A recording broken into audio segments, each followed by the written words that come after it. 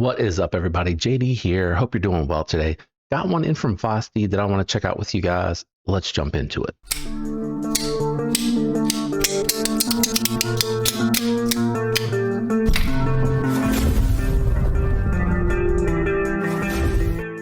All right, guys, we have the Porcupine in, and I did do more of like an overview, rapid review of this one where I was able to do a little bit of cutting with it and not really get to disassemble it or anything like that. So I really wanted to pick one of my own up.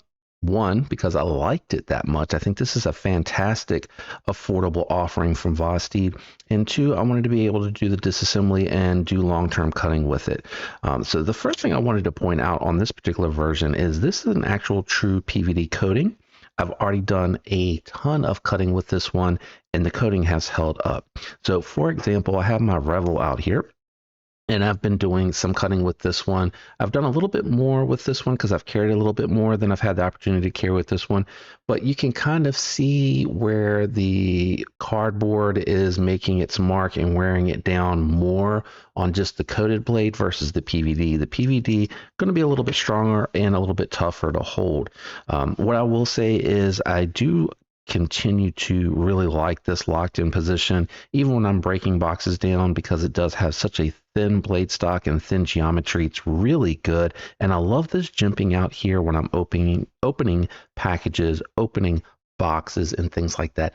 Really useful blade shape on here. And again, I love that they did a top liner lock is what they're calling it, but essentially it is a compression lock because of how it engages, which we'll look at here in just a short bit when we take this one apart. You push that button in and it's very nice. I don't know if I remembered this, but it is a sterile pivot, which means that it is captive. It's going to keep from spinning. And I love the blue accents with the black micarta. This blacked out version, really nice. And again, I love that this PVD is holding up so well. And it definitely feels different to the touch. I don't know how much it may look different on camera, but this has more of a slick, smooth feel to it, whereas this still has more of like a matte, textured feel to it. And it could be that this has been kind of stone washed after they did the PVD coating on it to knock it down a little bit, but the coating is holding up so good. Does have bearings in the pivot, which I think operate really good. I don't right now see a reason to change those out. The action with the top liner lock, getting that you have a true detent ball and detent hole on here, very nice, crisp break, and very nice to open. A good fidget factor to it for me. I like the jimping here, the gearing. I really do feel that in the hand when I'm holding it down to cut with it. So if it is a really thick material on there, I am gripping it a little bit harder to push through. And I will say that I've noticed, I don't know if it's because of how this is positioned versus where it hits my hand, but I'm not really feeling the wire clip on this one move around a ton. And I do love that they made it reversible. So very good action. It is left hand friendly. The top liner lock for me works really well. I'm not engaging the button. I touch it. I don't want to make it seem like I'm not touching it, but I don't engage it enough to where I feel the lock move at all whatsoever. I love the minimal branding on here. The plunge grind ends way back here, so you got a lot of sharpening life on this one. And I think it's more 50-50 choil style on this one, so it works really well. It's not as large of an opening as say like on the full size psyop. I don't know if it's like that on the mini, but this one here I feel like it's a good compromise of position for where the stop pin has to hit, which is right here. You can see maybe on camera where the stop pin is hitting, so it's way back here, which is exactly where you would want it on this one. Let's do some quick size comparisons first, actually, and then we'll go ahead and get them out here and take it apart. All right, so I did want to bring out my Militaw and my Mini Momo. That way you could kind of see a couple of things here. One, it is smaller than the Mini Momo, but with that forward choil and that dedicated space, it is actually something that works with larger hands, which is all that I really ask for if you're going to make a smaller, lighter weight carry that is friendly for everyday carry. That if you want it that small, make it so that it is something that even someone with hands as large as mine can use and take advantage of. The Mini Momo offers that. I can get a nice full grip. I'm able to wrap the pinky around comfortably and use this, and I think that would hold true for someone with small hands, and that is the case here as well. Granted, I do choke up. I wouldn't want to go all the way here because then I'm landing on the edge there, but right here, very comfortable for me. Choked back, it's going to be too small. It's going to be almost just a 3-finger knife, but that forged choil and this locked in position works really well. And then just a full size Militol here, just to kind of give reference to show you what these two smaller EDCs are ending up kind of looking like. Let me grab this scale. We'll do the weight, and then after the weight, before we wrap up, we'll go ahead and do the disassembly. Oh, almost forgot. I wanted to show the difference between the DLC, which this is a polished DLC, and the PVD. The DLCs usually are going to feel like this is polished, so it feels like a mirror polish, but even the DLCs have a tackiness to them. So they do feel like they kind of grip and prevent from slipping on there, versus when you do just a coated blade, feels slick in most cases that I've experienced. And then the PVD kind of feels similar. I don't know, because I don't have one that's just PVD without a DLC. I'm sorry, a DLC without a polish to it. So it's kind of hard to reference what it may feel like if it wasn't polished. The polish might be why that one's feeling the way that it is. All right, let's grab the scale. All right, we got the scale out and on. Let's go ahead.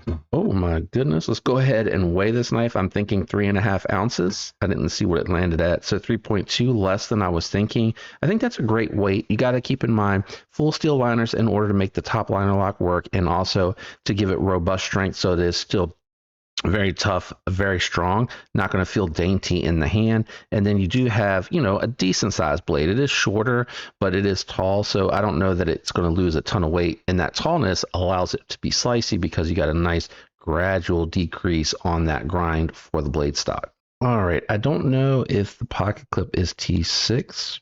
No, it is all T8, so I don't think we're going to need the T6, so I'm going to go ahead and put that away.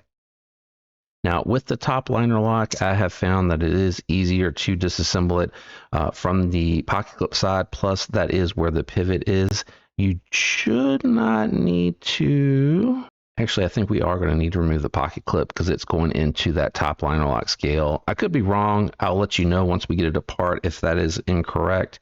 But we're going to go ahead and remove all the hardware, and I have not done this yet, so this is a fresh disassembly of this particular one after several weeks of use, and everything's coming out nice and easy. Oh, I love that anodized aluminum pivot collar. That is really nice. All right, let's go ahead and take the scale off, and then you can see where the top liner lock sits.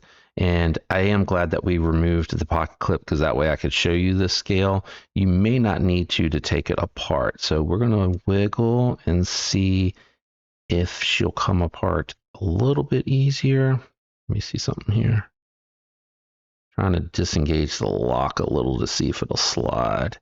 I have found that these can be challenging to disassemble with the lock fully engaged. So I'm going to try to close the knife partially. All right, let's go a little bit further. So it's really getting hung up around the pivot. So you want to be really careful with that. I don't have quite the angle here to get underneath. So I'm going to try to lift up on the lock itself. Let me close it. I think that might be a little bit safer.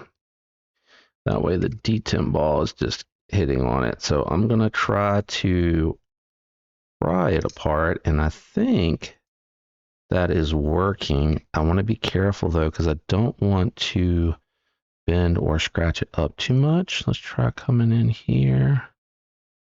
It is really hung up on that pivot. I wonder if that pivot would move any if I disengage the lock. No, it is really hung up on that pivot. So we'll jump ahead to when I actually get this loose, because we're going to be here a minute, I think. 1 hour later. Not going to lie, that was a real challenge. I had to keep taking my time and going slowly. And I feel like I might have inadvertently scratched the liner, even though I was trying to be super careful. I scratched the liner lock there, but I think it'll be okay. All right, what I do want to share with you guys, we'll go ahead and get these off These look like they're going to be the thinner style washers, bearings, sorry, not washers. We're going to go ahead and just clean everything while we have it apart. Looks pretty clean, even though it's, I've been using it for several weeks. Yeah, just tiniest bit of dirt on the bearings themselves. Yeah, this came pretty clean, guys. Came pretty clean. I mean, they do have a little bit of dirt on there, but it's not awful. So the way that the top liner lock works, just so that you all can see this, I don't know how well I'll be able to demonstrate it without everything completely falling apart. So there's the stop pins installed.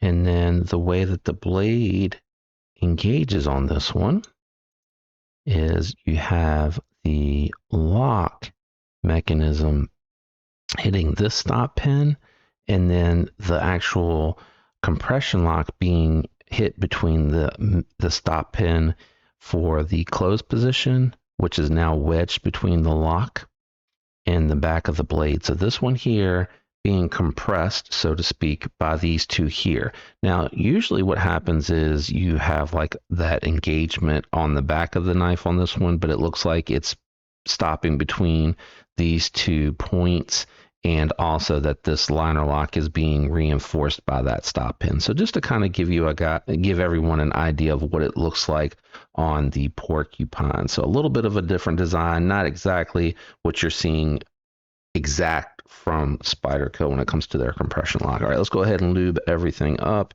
and reinstall.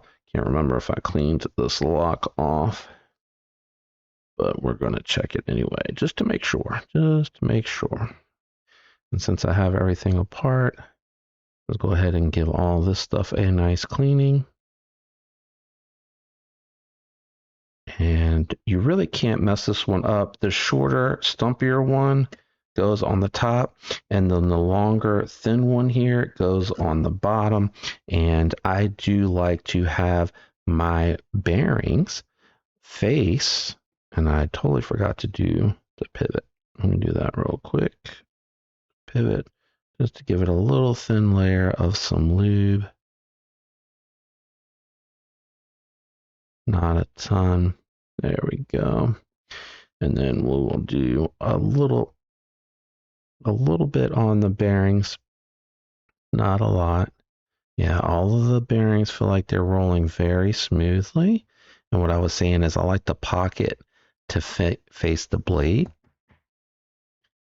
so that those are kind of tucked in there and not getting as much dirt and debris on there. So we'll go ahead and drop that on and put it in the locked position. I got a little bit of lube left. I don't need a ton. So we'll go ahead and put that in like so. So this is what I mean when I say I like the pockets to face the blade so that they're kind of almost sealed in there. And then we'll do a little drop there, not a lot. You got to be careful with that because I don't want it to get onto the lock itself. So I'll actually smear it like that. We shouldn't have to worry about any fluid getting on the lock. And you know what I forgot? I forgot to clean the detent ball hole. That's what I forgot to do. And it's really not too dirty. A little bit of dust in there, a little bit of grime, but it's not really too bad. And then you can go ahead from here, reinstall your lock and your... Ooh, it pushed it out. It pushed it out. Oh, I see what's happening. There we go. That was because the lock, there we go, was pushing it back out. And then just throw your scale back on. And then I would grab your 2 T8s that go here. Put those in first, then we'll throw the pivot back in. And honestly, it's not that bad of a disassembly. The hardest part for me was taking the top liner lock scale off. And if you run into that issue, it does seem like the pivot could be pushed out. I wasn't trying real hard. I always get a little nervous with the pocket knife open and pressing the lock down, trying to do all of that. So I always err on the side of caution and take my time and everything like that to take it apart. There we go. Ooh. Oh, it broke loose. There we go. That might be too loose. We'll find out here in a minute. Go ahead and reinstall. Oh, it's upside down. Reinstall the pocket clip here.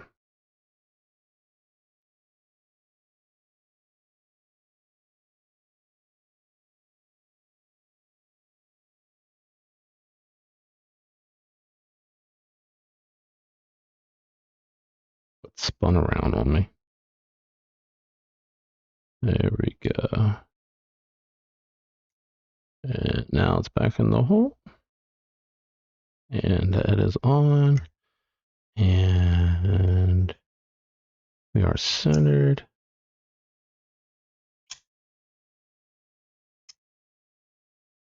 No play. And it's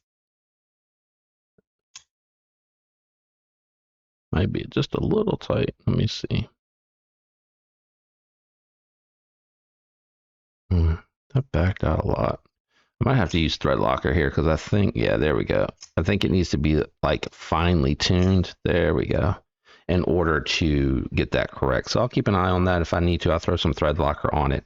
Let me clean this up. We'll wrap up with my final thoughts and impressions on the Porcupine. All right, guys, final thoughts and impressions on the Porcupine. For me, it's going to be on a scale of 1 to 10, but it is 14C28N steel liners with micarta. I don't know if it's micarta and G10 are the options for these, but these are all budget-friendly materials that are affordable to make and affordable to sell. Now, I do love the PVD coating on here. I think that's a bonus for that. It does hold up well. And then the full steel liners.